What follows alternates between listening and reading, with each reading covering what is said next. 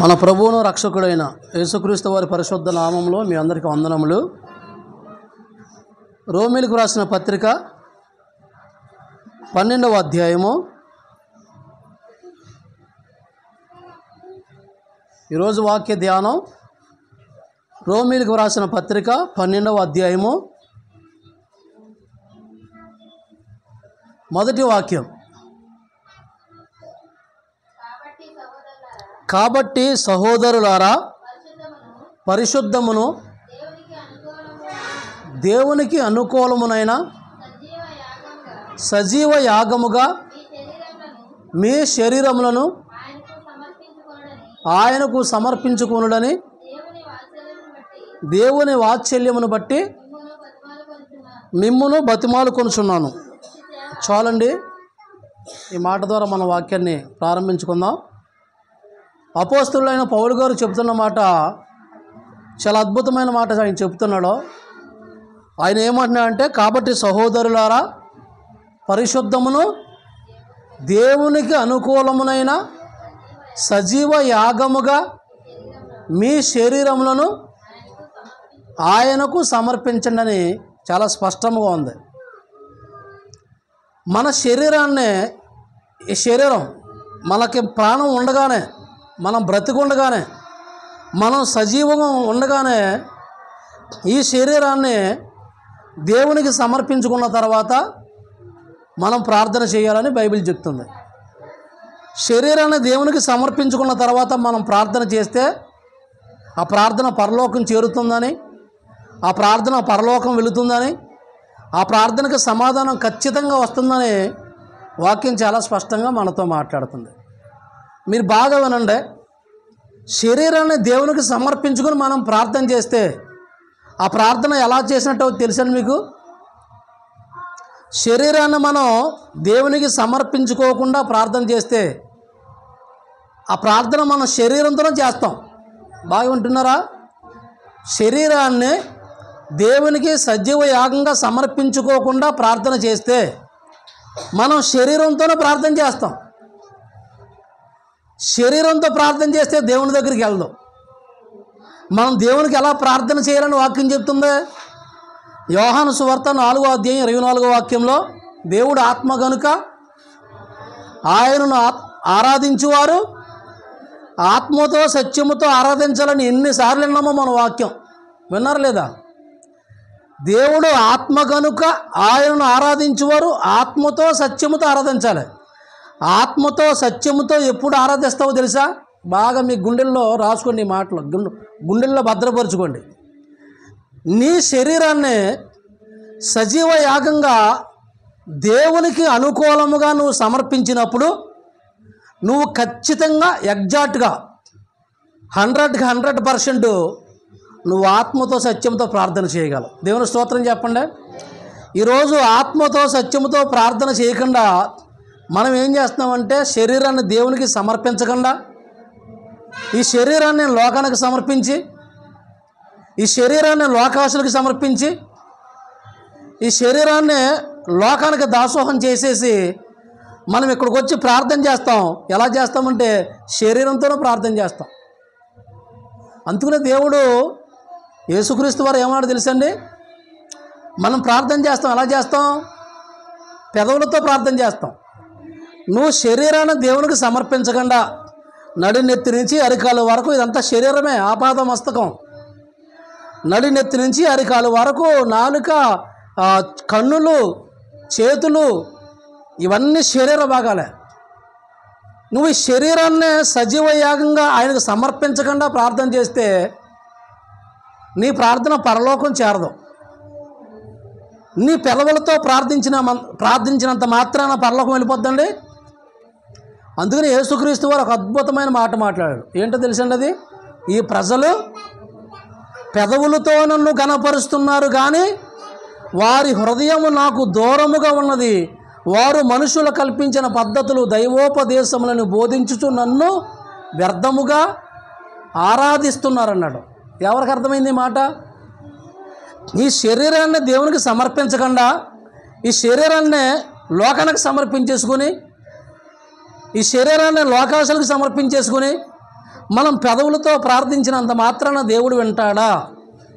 ఈ శరీరాన్ని నువ్వు సజీవయాగంగా సమర్పించుకుంటే ఆటోమేటిక్గా నీ హృదయంతో ప్రార్థన చేస్తావు, నీ ఆత్మతో ప్రార్థన చేస్తావు, నీ మనసుతో ప్రార్థన చేస్తావు. చూసారా ఎన్ని వచ్చినాయో? నువ్వు ఆత్మతో ప్రార్థన చేయాలన్నా, నువ్వు మనసుతో ప్రార్థన చేయాలన్నా, నువ్వు హృదయంతో ప్రార్థన చేయాలన్నా, నువ్వు అంతరంగంలోంచి ప్రార్థన చేయాలన్నా మొట్టమొదటి నువ్వు చేయవలసిన పని ఏమిటంటే నీ శరీరాన్ని సజీవయాగంగా దేవునికి అనుకూలంగా సమర్పించాలి. నువ్వు దేవునికి నీ శరీరాన్ని అనుకూలంగా సమర్పించకపోతే, ఇప్పుడు చెప్పాను చూసారు 4 విషయాలు. ఆత్మతో ప్రార్థన చేయలేవు, హృదయంతో ప్రార్థన చేయలేవు, అంతరంగం నుంచి ప్రార్థన చేయలేవు, మనసుతో ప్రార్థన చేయలేవు. చూసారు ఎన్నోనియో? ఒక్క శరీరం గురించి ఎన్ని మంచి ప్రార్థనలు మిస్ అయిపోతుంది మీ జీవితంలో ఆలోచించండి. ఈ 4 ప్రార్థనలు కదా, ఇంకా చాలా మంచి ప్రార్థనలు ఉన్నాయి. అదంతా దేంతో లింక్ అయి ఉందంటే నీ శరీరాన్ని దేవునికి అనుకూలంగా సజీవయాగంగా సమర్పించాలి. నువ్వు శరీరాన్ని దేవునికి సమర్పించకుండా ఎన్ని సంవత్సరాలు ప్రార్థన చేసినా, అది ఎన్ని సంవత్సరాలు ఆరాధించిన దేవుణ్ణి, ఎన్ని వర్షిప్పులు చేసినా ఆ వర్షిప్ దేవుడు ఏమంటున్నాడో వ్యర్థమైన ఆరాధన అంటున్నాడు యేసుక్రీస్తు వారు. నువ్వు ఎంత వర్షిప్ చేసినా, ఎంత చేతుల పైకెత్తి దేవుని స్తుతించేసినా, ఎంత పెదాలతో దేవుని గణపరిచినా, ఎంత దేవుణ్ణి పొగిడినా సరే అసలు ముందు నీ శరీరాన్ని దేవునికి సమర్పించకుండా నువ్వు ప్రార్థన చేసినా బెల్లం. ఈ ప్రజలు పెదవులతో నన్ను గణపరుస్తున్నారు కానీ వారి హృదయం నాకు దూరంగా ఉంది. ఎందుకు దూరంగా ఉందంటే నీ శరీరాన్ని దేవునికి సమర్పించలేదు. ఈ దేహం దేవునికి సమర్పించాలి. దేవునికి ఈ దేహాన్ని సమర్పించినప్పుడు ఈ దేహంలోకి దేవుడు వస్తాడు. దేవుని స్తోత్రం చెప్పండి. అందుకనే పౌలు ఏమన్నాడు? మీ దేహము దేవుని ఆలయమై ఉన్నదని, దేవుని ఆత్మ మీలో నివసిస్తున్నాడని మీరు ఎరుగరా. మన దేహము దేవుని ఆలయంగా మారాలంటే ఈ దేహాన్ని సజీవయాగంగా ప్రభువుకు సమర్పించాలి. మన దేహంలో దేవుడు నివాసం చేయాలంటే ఈ శరీరాన్ని సజీవయాగంగా దేవునికి పానార్పణంగా సమర్పించేయాలి. అప్పుడే మన దేహం దేవుని ఆలయంగా మారితే అప్పుడే మన దేహంలో దేవుని ఆత్మ నివాసం చేస్తాడు. ఈ విషయాలు ఎంతమందికి తెలుసు? ఆలోచించండి. ప్రార్థనలు చేసేస్తాం మనం, ప్రార్థనలో తెగ చేసేస్తూ ఉంటాం మనం. మన శరీరాన్ని మన కంట్రోల్లో పెట్టుకొని, మన శరీరాన్ని మనం నలగొట్టుకొని, మన శరీరానికి అపవిత్రత అంటకుండా, యహలోకమాల్యం అంటకుండా మన శరీరాన్ని భద్రంగా కాపాడుకొని బ్రతుకుండగానే సజీవయంగా దేవునికి సమర్పించాలి. అందుకనే పౌలు మాట అంటాడు ఇక్కడే రోమాపత్రికలోనే. చూడండి, చూస్తారా? రోమాపత్రిక 13వ అధ్యాయము 8వ వాక్యం చదవండి. రోమాపత్రిక 14వ అధ్యాయం, క్షమించండి, 14వ అధ్యాయం 8వ వాక్యం. మనము బ్రతికినను ప్రభువు కోసమే బ్రతుకుచున్నాము, చనిపోయినను ప్రభువు కోసమే చనిపోచున్నాము. కాబట్టి మనము బ్రతికినను చనిపోయినను ప్రభువు వారమై ఉన్నాము. అంత అద్భుతమైన మాట అండి అది. మనం బ్రతికినా ప్రభువు కోసమే బ్రతుకుతున్నాం, మనం చనిపోయినా ప్రభువు కోసమే చనిపోతున్నాం. మనం బ్రతికినా చనిపోయినా ప్రభువు వారమై ఉన్నాం అన్నాడు. మనం ఎందుకోసం బ్రతుకుతున్నాం చెప్పండి? మనం బ్రతికినా ప్రభువు కోసమే బ్రతుకుతున్నామా? ప్రభు కోసం బ్రతికితే మన జీవితాలు ఎలా వెలుగుతాయి తెలుసండి? మన జీవితాలు ఎలా ప్రకాశిస్తే తెలుసా? మన ఆత్మీయ జీవితం ఎంత బగబగ మండుతుందో తెలుసా? మనం ఎవరి కోసం బతుకుతున్నాం అంటే లోకం కోసం బతికేస్తూ ఉంటాం, జానుడి పొట్ట కోసం బతికేస్తూ ఉంటాం. దేనికోసం అండి? మన బ్రతికేది ఎవరి కోసం చెప్పండి?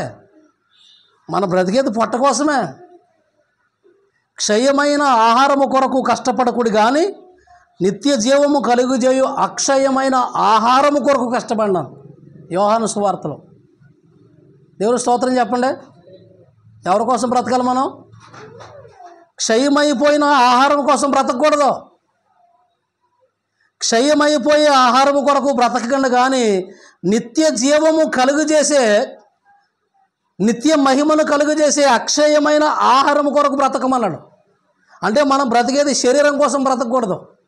చాలామంది లోకంలో మాట అంటూ ఉంటారు, ఒరేయ్ తినటం కోసం బ్రతకరా, బ్రతకడం కోసం తినరా అని చాలామంది చెప్తూ ఉంటారు. అంటే బాధ్యతలు లేకుండా, బాధ్యతలన్నీ మర్చిపోయి, కుటుంబ విలువలు మర్చిపోయి, కుటుంబ సభ్యులందరూ మర్చిపోయి తన ఇష్టానుసారంగా బ్రతుకుతూ ఉంటాడు. వాళ్ళని ఏమంటారంటే తినటం కోసమే బ్రతుకుతారు. అందుకనే ఫిలిప్పీ పత్రికలో పౌలు గారు ఏమన్నాడో, వారి కడుపే వారి దేవుడు. అంటే కడుపు కోసమే చాలామంది బతుకుతారు. కడుపే దేవుడు. వాళ్ళకి ఇంకా కడుపులో వేయటమే. ఏసేత్మే ఈ మధ్యన నవ్వులుతలేదు మనుషులు. ఏసేత్మే లబలబ. టైం అయిపోతుంది, అర్జెంట్ మరి ప్రయాణాలు చేయడానికి, పనికి వెళ్ళడానికి. మింగుతలేదు అన్నానే, తెగ తినేస్తున్నారు మా ఇద్దరు తిండి. మా తిండి కోసం బ్రతకూడదండి, ప్రభువు కోసం బ్రతకాలి. అదే అంటున్నాడు అక్కడ, క్షయమైన ఆహారము కొరకు కష్టపడద్దు, నిత్య జీవము కలుగజేయు అక్షయమైన ఆహారం కొరకు కష్టపడండి. మరి క్షయమైన ఆహారం కొరకు కష్టపడకపోతే ఎలా బ్రతకాలండి? ఎలా పిల్లల్ని పెంచుకోవాలండి? ఎలా కుటుంబాలు పెంచుకోవాలండి? కష్టపడితేనే కదా భోజనం అంటారు.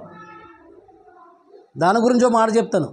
1 కొరింథీ పత్రిక 15వ అధ్యాయంలో పౌలు అంటాడు, ఈ జీవిత కాలము మట్టుకే మనము క్రీస్తునందు నిరీక్షించిన యెడల మనము మనుషులందరికంటే దౌర్భాగ్యం అన్నాడు. యేసుక్రీస్తు వారు అన్నాడు, మనుషుడు రొట్టె వలన మాత్రము జీవించడు కానీ దేవుని నోట నుండి వచ్చి ప్రతి మాట వలన జీవిస్తాడు. అందుకనే మనం ఏం చేయాలంటే నిత్య జీవము కలుగజేయే అక్షయమైన ఆహారం కొరకు కష్టపడాలంటే మనం తినటం కోసం బ్రతకూడదు, కష్టపడాలి, తినాలి. ఎందుకు తినటం కోసం బ్రతకూడదు? లోకస్తులు తినటం కోసమే బ్రతుకుతారు, వారికి తెలియదు దేవుని గురించి. మనం బ్రతకడం కోసం తినాలి. ఎవరి కోసం బ్రతకాలి? భార్య భర్త కోసం బ్రతకాలా? భర్త భార్య కోసం బ్రతకాలా? తల్లిదండ్రులు పిల్లల కోసం బ్రతకాలా? పిల్లల తల్లిదండ్రుల కోసం బ్రతకాలా? మనం బ్రతికినను ప్రభువు కోసమే బ్రతుకుతున్నాము, మనం చనిపోయినను ప్రభువు కోసమే చనిపోతున్నాం. భార్య కోసం భర్త కాదు, భర్త కోసం భార్య బ్రతకడం కాదు. తర్వాత విషయాలు నేను చెప్పేవన్నీ తర్వాత విషయాలే. ఫస్ట్ విషయం, మనం ఎవరి కోసం బ్రతకాలంటే ప్రభు కోసమే బ్రతకాలి. మనం ఎవరి కోసం చనిపోవాలి? ప్రభు కోసమే చనిపోవాలి. మనం బ్రతికినను చనిపోయినను చెప్పండి ప్రభు వారమే ఉండాలన్నాడు. 2 కొరింథీ పత్రిక 5వ అధ్యాయంలో 9 నుంచి మనం చదువుకుంటే, మనము దేహమందున్నను దేహము విడిచినను ఆయనకి ఇష్టలే ఉండాలి. దేవుని స్తోత్రం చెప్పండి. చూసారా, మనం బ్రతికినా ప్రభు కోసమే బ్రతకాలని పౌలు అంటున్నాడు అక్కడ రోమపత్రికలో 14వ అధ్యాయంలో. మనం చనిపోయినా ప్రభు కోసమే చనిపోవాలి, మనం బ్రతికినా చనిపోయినా ప్రభు వారంగా ఉండాలంట. అక్కడేమన్నాడు పౌలు గారు? దేహమందున్నను దేహము విడిచినను, అంటే బ్రతికున్నా చచ్చిపోనా ప్రభువుకి ఇష్టలమే ఉండాలి. చదవండి. కావున దేహమందున్నను దేహమును విడిచినను ఆయనకి ఇష్టలై ఉండవలెనని మిగులు ఆపేక్షించుచున్నాను. ఎందుకనగా తాను జరిగించిన క్రియల చొప్పున మంచివైనను సరే చెడ్డవైనను సరే దేహముతో జరిగించిన వాటి ఫలము పొందినట్లు, వాటి క్రియల ఫలము పొందినట్లు ప్రతివాడును మనమందరమును క్రీస్తు న్యాయపీఠము ఎదుట ప్రత్యక్షము కావాలి. చూసారా, దేహమందున్న దేహము విడిచిన ఆయనకి ఇష్టలై బ్రతకాలంట. మనం ఈ దేహం అందుప్పుడు నేను దేవునికి ఇష్టలుగా బ్రతకాలి. ఈ దేహము వెళ్ళిపోయిన తర్వాత కూడా నేను బ్రతికినా దేవునికి ఇష్టంగా బ్రతకాలి, నేను చచ్చిపోయినా దేవునికి ఇష్టంగా బ్రతకాలి. అదే క్రైస్తవ జీవితం అంటే. దేవుని స్తోత్రం చెప్పండి. క్రైస్తవ జీవితం అంటే అదే. అందుకనే ఈ శరీరాన్ని సజీవయాగంగా పానార్పణముగా దేవునికి సమర్పించిన తర్వాత నువ్వు ఆత్మతో ప్రార్థన చేస్తావు, మనసుతో ప్రార్థన చేస్తావు, అంతరంగం నుంచి ప్రార్థన చేస్తావు, నీ హృదయం నుంచి ప్రార్థన చేస్తావు. హృదయంతో వేయుకేక ప్రభు సన్నిధికి చేరద్దే. శరీరం బలం ఉందని శరీరంతో ఎంత కేకేసినా వెళ్ళదు. అందుకనే శరీరము కేవలము నిష్ప్రయోజనము, ఆత్మే జీవింపచేయుచున్నదని యోహాను సువార్త 6వ అధ్యాయంలో కనపడుతుంది మనకి. అందుకనే పౌలు గారు మీరు మీ శరీరాన్ని సజీవ యాగంగా ఆయనకు సమర్పించాలి. సమర్పించారా మీరు అందరూ? మీ శరీరాన్ని దేవునికి సమర్పించారా అందరూ? ఆలోచించండి. ఈ దేహం విడిచిన దేహముందన్న దేహముతో జరిగించిన క్రియల ఫలము పొందినట్లు మనమందరం క్రీస్తు న్యాయపీఠం యొద్ద ఒకనొక దినాన ప్రత్యక్షం కావాలి. ఈ క్రియల ఫలం, నువ్వు మంచి క్రియలు చేస్తే నీకు మంచి ఫలం ఉంటుంది. నువ్వు దుష్క్రియలు చేస్తే ఆ దుష్క్రియలు తగ్గ ఫలం కూడా ఉంటుంది. రోమాపత్రికలో పౌలు అదే అంటాడు. 2వ అధ్యాయంలో ఏమంటాడు తెలుసండి? దుష్క్రియలు చేయు ప్రతి మనుషుని ఆత్మకు మొదట శ్రమ వేదన కలుగుతాయి. సత్క్రియలు చేయు ప్రతి మనుషుని ఆత్మకు మొదట మహిమ ఘనత సమాధానం కలుగుతాయి. దేవుని స్తోత్రం చెప్పండి. ఈ మాటలో చదువుకుంటాం వల్ల మనం ఎంతగానో బలపడతాం. దుష్క్రియలు చేయు ప్రతి మనుషుని ఆత్మకు మొదట శ్రమ వేదనలు కలుగుతాయి అంట. అందులోంచి నిన్ను ఎవడో బయటికి తీసుకురాలేడు. సత్క్రియలు చేయు ప్రతి మనుషుని ఆత్మకు మొదట మహిమ ఘనత సమాధానం కలుగుతుంది. మన జీవితంలో సమాధానం లేకపోవడానికి ప్రధానమైన కారణం చెప్పనా? మన జీవితంలోనే కాదు, ప్రపంచంలో మనుషులందరి జీవితంలో సమాధానం అనేది లేకపోతే కారణం తెలిసినా?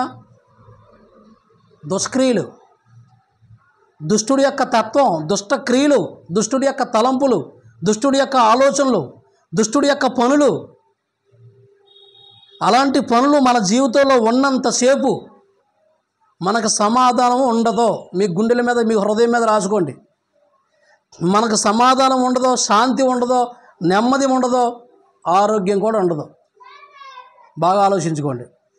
వాక్యం నేను చెప్తున్నది మాట. సత్క్రియలు చేయు ప్రతి మనుషుని ఆత్మకు మొదట మహిమ ఘనత సమాధానం కలుగుతుంది. దుష్క్రియలు చేయు ప్రతి మనుషుని ఆత్మకు మొదట శ్రమ వేదన కష్టాలు బాధలు సమస్యలు ఎన్నో కలుగుతాయి. అందుకనే మన క్రియలు ఎలా ఉండాలి? మనం బ్రతికినా చనిపోయారనుకో, పలానా ఆవిడ చనిపోయింది, దేవుని కొరకు ఎంత బాగా జీవించిందని చెప్పుకోవాలి. దేవుని స్తోత్రం చెప్పండి.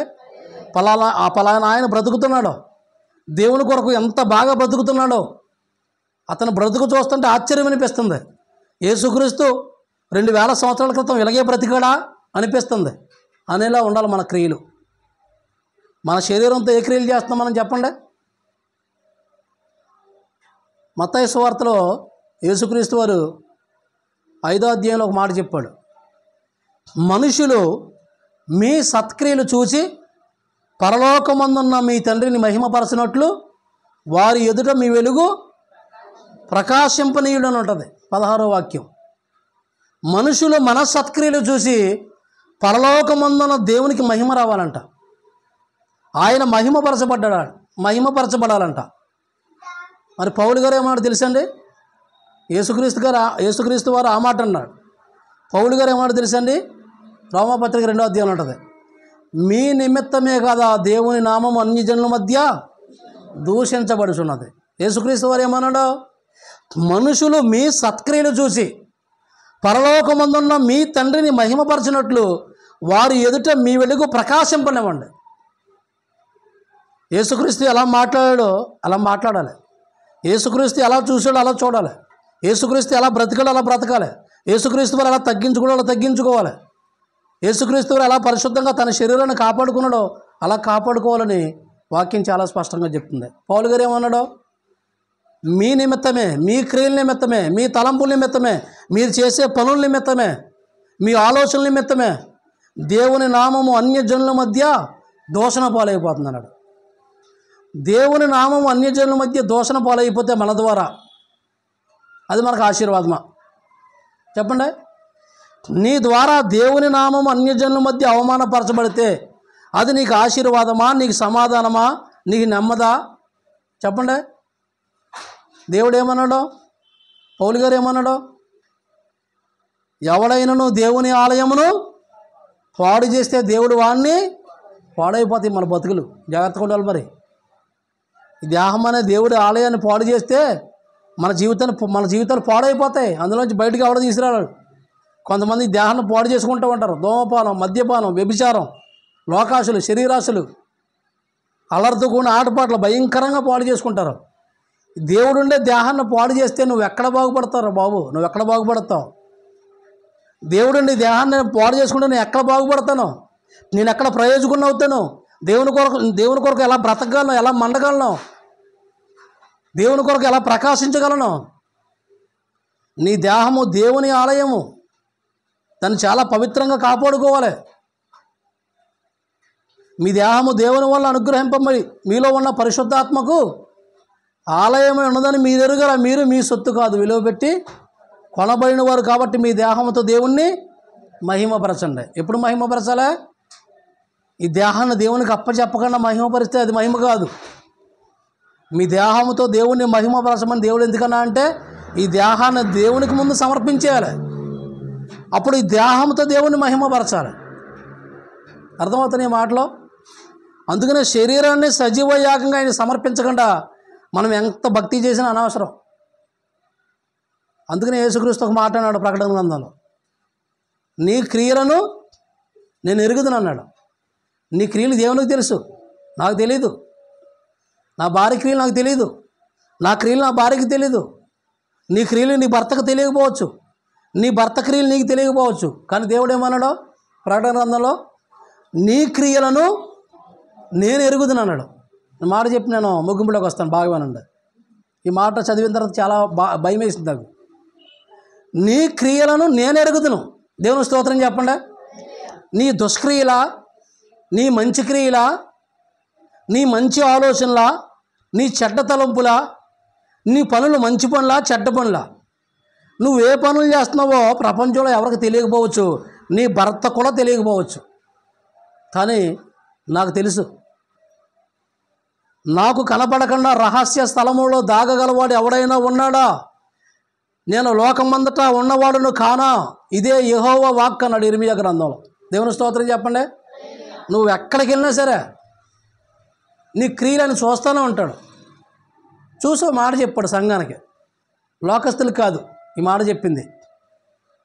7 సంఘాలకు రాశాడు కదా దేవుడు ప్రకటన గ్రంథంలో.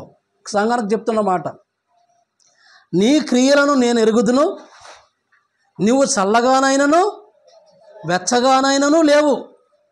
నీవు చల్లగానైనను వెచ్చగానైనను ఉండినా మేలు. బాగానండి. నువ్వు చల్లగానైనను వెచ్చగానైనను కాక నులివెచ్చగా ఉంటే నేను నా నోటి నిన్ను ఉమ్మి వేస్తానన్నాడు. ఆ మాట మీకు చెప్తే బాధపడతారు. అలా చెప్తే ఎవరైనా మనకి ఇష్టం లేరనుకో, వాళ్ళ మీద మనకు ద్వేషం, పగ, ప్రతీకారం ఉందనుకో, ఒకవేళ వాళ్ళు మనకు ఎదురుపడితే మనం ఏం చేస్తాం?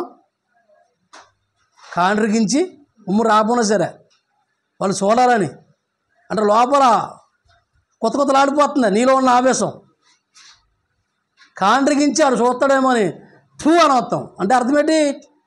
ఒరే దరిద్రుడు నువ్వు అంటే నాకు ఇష్టం లేదురా బాబు, చిచ్చి నిన్ను చూసిన ఒకటే, పెంట్ల మీద తిరిగి పందిని చూసిన ఒకటే అని అర్థం. దాని అర్థం మీకు అర్థం అవడానికి మాట చెప్తున్నాను.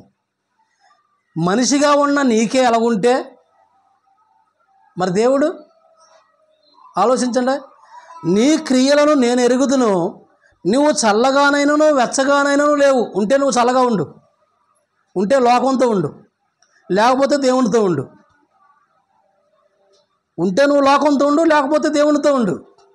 నువ్వు లోకంతో కాసేపు, దేవునితో కాసేపు నువ్వు ఉండొద్దని దేవుడు హెచ్చరిస్తున్నాడు. నువ్వు చల్లగానైనను వెచ్చగానైనను ఉండినా మేలు. నువ్వు చల్లగానైనను వెచ్చగానైనను కాక నులివెచ్చగా ఉన్నావనుకో, నా నోటి నిన్ను ఉమ్మి వేస్తానన్నాడు. అర్థం ఏంటంటే నువ్వంటే నాకు అసహ్యం అన్నాడు. రాత్ర మన వాక్యం విన్నాం. దానియేలు గురించి ఏం చెప్పాడు? దేవదూత గాబ్రియేల్ దేవదూత దానియేలు గురించి దేవుడు చెప్పిన వర్తమానం ఏం చెప్పింది? దానియేలు, నువ్వు దేవునికి బహు ప్రియుడు అంటాయో బాబు, నువ్వు తెగ నచ్చేసావు దేవునికి. నీలో ఏమి నచ్చిందో దేవునికి నాకు అర్థం కావట్లేదు. పిచ్చగా ప్రేమిస్తున్నాడు. నిన్ను ప్రేమించి నాకు ఆజ్ఞ చేశాడు, ఎమర్జెన్సీగా ఉన్నపాటు నా కుమారుడు దగ్గరికి వెళ్ళిపో, ఆలస్యం చేయొద్దు అన్నాడు. అసలు ఎలా నచ్చావు దేవునికి నువ్వు? నీవు నాకు బహుప్రియుడు అన్న మాట 3 సార్లు కనపడదు దానియేలు గ్రంథంలో. ఒక్కసారి అంటేనే బైబిల్లో చాలా అద్భుతమైన విషయం. అలాంటిది దానియేలుని దేవుడు 3 సార్లు నీవు నాకు బహుప్రియుడు అన్న మాట ఉంటుంది. 3 సార్లు. ఎందుకంటే తెలుసండి, దావీదు ముమ్మారు ప్రార్థన చేశాడు. దేవుని స్తోత్రం చెప్పండి. ముమ్మారు ప్రార్థన చేసేవాడు. అలాగే మనం అలా ప్రార్థన చేసినట్లయితే దేవుడు మనల్ని కూడా అంటాడు, నీవు నాకు బహుప్రియుడు అంటాడు. మరి ఉన్నాం మనం అలాగా? చల్లగా కాక వెచ్చగా కాక నులివెచ్చగా ఉన్నాం. చల్లగా అంటే అర్థం ఏంటో తెలుసా? చల్లగా అంటే ఒక దైవజనుడు ఒక వాక్యాన్ని చెప్పాడు. చల్లగా అంటే అర్థం ఏంటో తెలుసా? చల్లగా అంటే అర్థం ఏంటి? మనిషి చనిపోయినప్పుడు ఎలా ఉంటాడో చెప్పండి, ఎలా ఉంటాడో? చల్లబడిపోతాడు. చల్లగా అంటే అర్థం ఏంటి?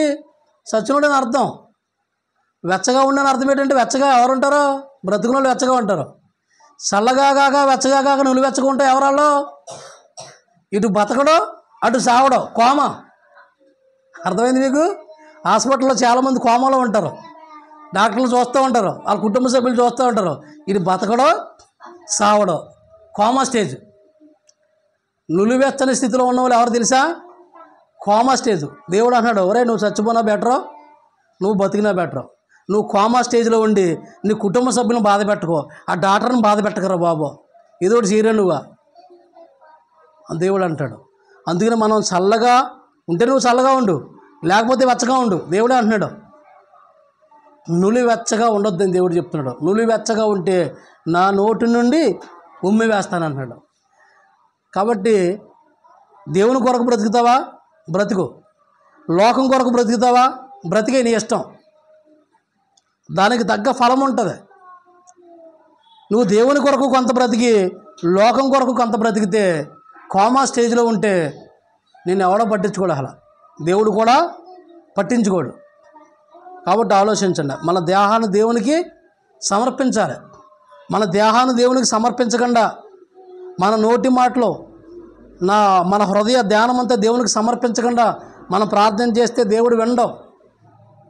అందుకని ఈ ప్రజలు పెదవులతో నన్ను ఘనపరుస్తున్నారు కానీ వారి హృదయం నాకు దూరంగా ఉందన్నాడు.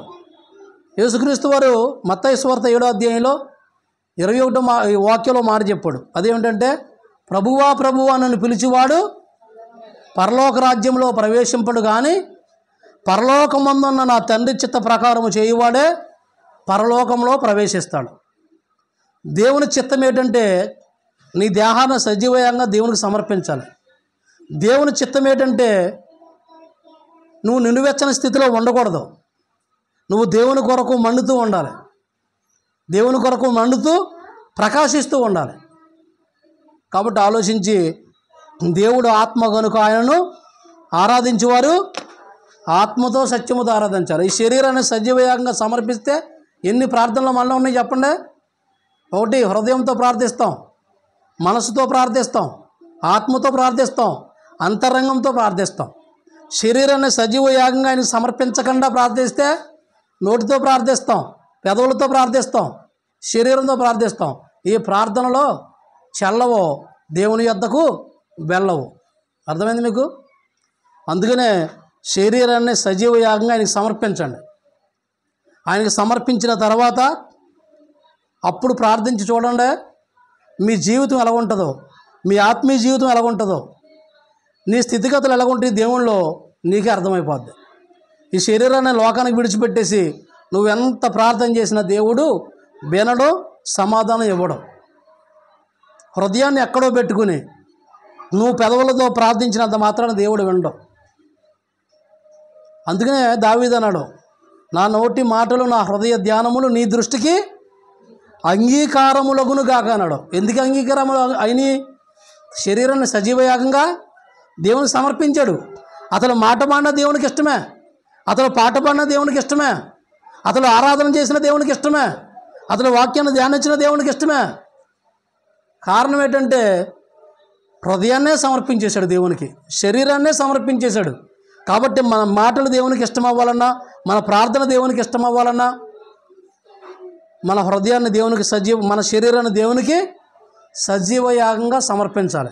అలా సమర్పించిన తర్వాత ప్రార్థిస్తేనే నీ ప్రార్థన పరలోకం వెళ్తాయి.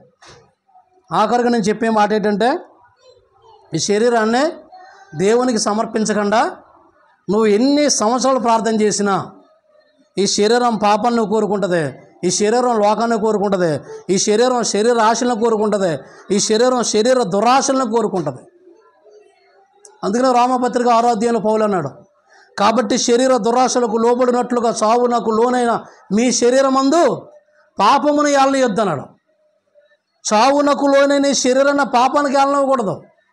ఈ శరీరాన్ని సజీవయాగంగా బ్రతకుండగానే ఆయనకు సమర్పించాలి.